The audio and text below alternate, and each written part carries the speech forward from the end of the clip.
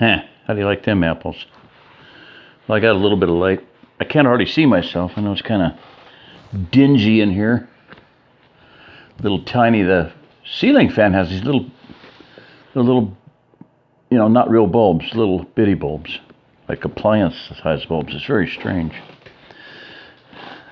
All right. Chapter 31. Lights out. When Mark showed up at the command post CP for guard duty, he found that the other members of his crew were already there. He looked at the men who had been assigned to him: Paul Jensen, Joe Bagwell, and Ted. Ted had asked Gunny if he could help out, and he'd been given this assignment. Gunny had told him that since they were only going to have one team of rovers, he was going to make it 4 men instead of 3.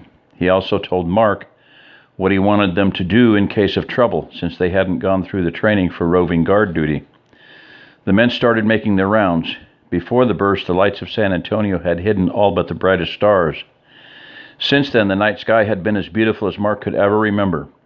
Tonight, though, a bright orange glow emanated from town with more intensity than the city lights had ever produced. Mark was thankful that they were east of the city. The prevailing wind was from the southeast, just as usual. Not only did it keep them from smelling the burning metropolis, hopefully it would keep the fires from moving in their direction.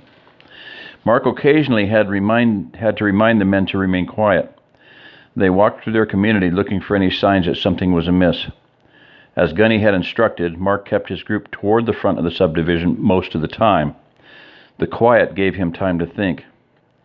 He thought about everything: what they still needed to buy or trade for, what they needed to do, how they needed to get organized, and the million other things that 3 weeks ago he would have said weren't even worth a thought.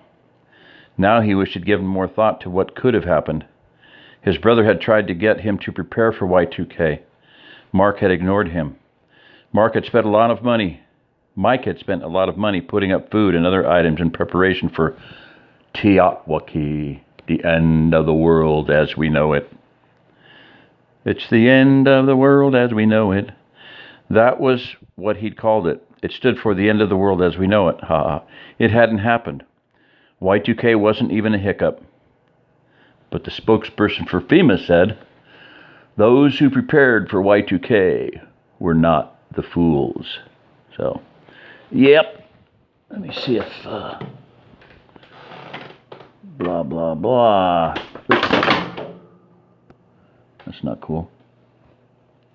Hang on, I'll pause it.